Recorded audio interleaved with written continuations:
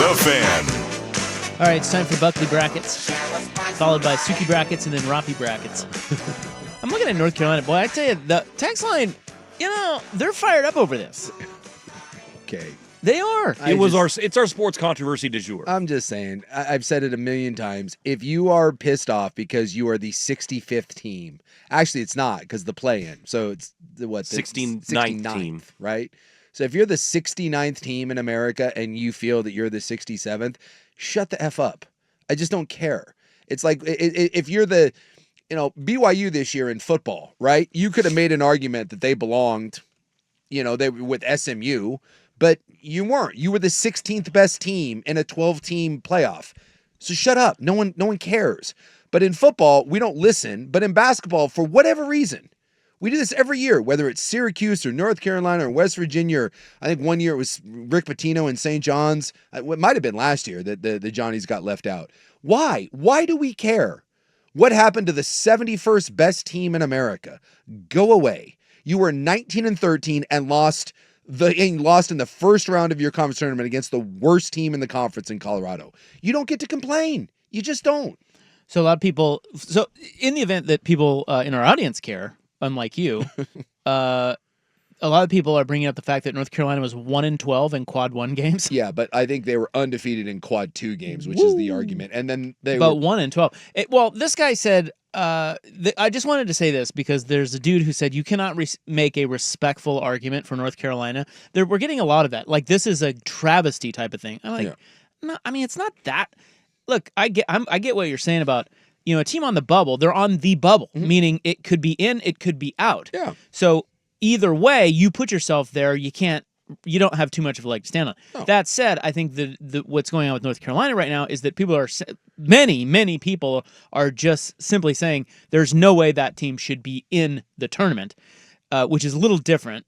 But right here is, to me, a respectful argument. I was just looking at KenPom, which is a huge college basketball advanced analytic, and North Carolina is 2 spots below Oregon. Yeah.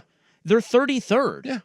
So that right there is a respectful argument, is it not? And the other one was they damn near beat Duke in the tournament. And then I heard something else that West Virginia's best player, or one of their best players, coach's kid, isn't going to play. He's hurt. Well, he got hurt really early in the year. He got hurt early in the year, but they said that there is something about availability, right? And they brought that up. And then the one that has people all hot and bothered is that one of the committee chairs is a North Carolina guy, and he does get a bonus for North Carolina getting into the tournament. But this is the same thing we face when you're doing the NCAA football, or I guess not the NCAA, but the college football playoff, is there's people in there that have affiliations to schools, and they do say that when one of your schools is being discussed, they have to recuse themselves from it. And this guy from North Carolina said the same thing. When it came to North Carolina, he had someone else lead those discussions. And you can sit here and say that the fix was in and that guy had influence. You can't prove it. What sort of investigate? You're really going to get someone from that committee that's going to be like, oh, no, we did this because the guy paid us off? No. So there's always, the fact of the matter is, who's ever on this selection committee, football, basketball, or otherwise, there's going to be conflicts of interest. And there's things set up in place to make sure, or at least try to provide some sort of barrier. And so there isn't interference.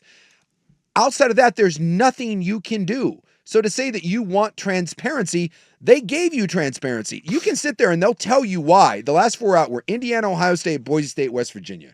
And West Virginia was the first one out. And they lay out the case for it. And then up to that, you can be mad and be like, well, again, Quad 1 wins. And then someone else can bring up the fact that they were better at the end of the year and Quad 2 wins. And they're going to bring up that West Virginia's best player isn't available. And it's all subjective. And we're not talking about the difference between 1 versus 2. You're talking about 69 versus 70. Yeah, so I think one of the problems here is that North Carolina is a blue blood. Yeah. And that pisses people off. Sure.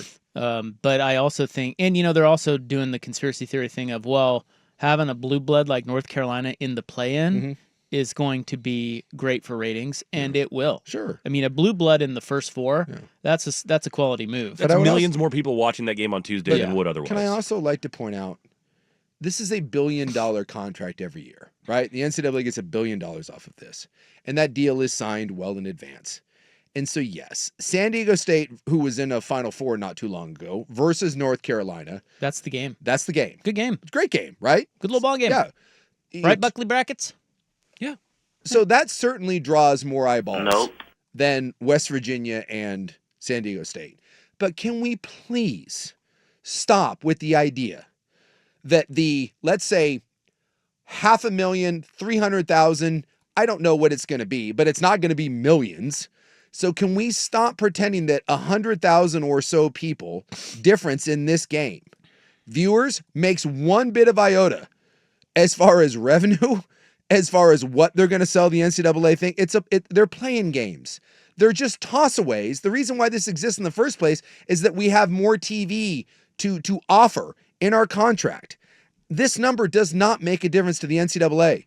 So let's stop with the idea that Inspector Gadget's like Dr. Claw's evil henchmen are sitting there being like, I know how we can cook up a little better ratings for the first game of the play-in by screwing over West Virginia. Not only are they 33rd in Ken Palm, they're ahead of Connecticut and Creighton. So you can make an objective yes, argument. you can make a respectful argument. I'm not saying they should or shouldn't, No, but you can it's make not an argument. it's not insane that No. they got in the tournament. Dude, they almost beat Duke. Yeah, it's one thing if you're saying that It's insane. If you're putting someone that's, that's sub 500, that, that's one thing, but it's not. We all knew going into that some teams were on the bubble. And I didn't hear a lot about West Virginia, but I did hear a ton about Indiana.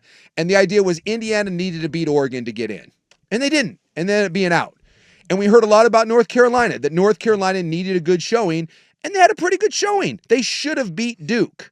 No Cooper flag, but they should have beat Duke. They didn't. But a lot of people after that game said, I think they did enough. I got to tell you, I've watched those teams. Who was the fourth team? Boise State? The I haven't last four seen in it. were Boise State, Indiana. Out. Last four out. Last four out was Boise State, Indiana, Ohio State, Okay. and West Virginia. I've watched all of those teams except Boise State. Mhm. Okay, I have no comment on Boise State. But I've watched Indiana, and I've watched West Virginia, and I've watched who else did you just say? West Virginia, Indiana, Ohio State, Boise State. Ohio State. They were hot garbage. Yeah. North Carolina is better than all three of those teams. In my this is again just one guy, but I've watched all of them. North Carolina is a better team than Indiana. They're a better team than Ohio State, and they're a better team than West Virginia. You can't make that argument, Rob. No, I can't with Boise because I haven't seen it. But that's just I don't know. Anyway, not to belabor the point, but to belabor the point. The National Corrupt Athletic Association, the greatest travesty in the history of sports, according to the West Virginia governor. Dude, okay, go, so now go get your constituents off of meth for a second, okay? Do something for West Virginia, because this right here isn't helping anybody. Well, the other thing too is, isn't it? I don't know if the stats bear this out or history bears this out, but it feels like doesn't a team from the first four always make a run in the tournament? It does seem that way. I think I'll look it up, but I want to say that over the last handful of years, there's been one that has made the Sweet 16. I feel like UCLA made the Final Four out of that. I'll thing. take a look. History. So watch North Carolina win. Not saying they will. That's but what's going to happen. They're going to win then not they're just their gonna go- play-in, but also their next game. Yeah. Well, I think the one was, if I'm not mistaken, I believe Syracuse is the one you're talking about. Made the I Final think Four? Syracuse was the last team in, and Syracuse, I do think, made a run to the Final Four. And they had to play in the first I four. think they had to play in the first four.